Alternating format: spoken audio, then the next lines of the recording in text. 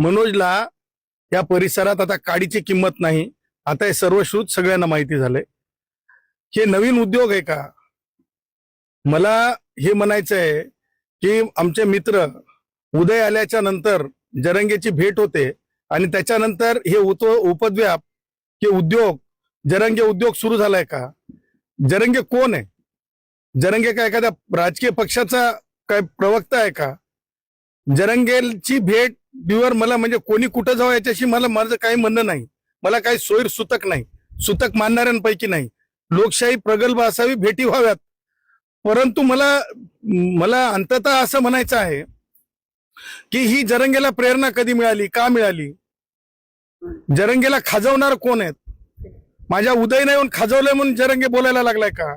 सन्मान्य मंत्री आहेत, माझे मित्र आहेत, कौटुंबिक मित्र आहेत. खाजवल्या गेलाय का?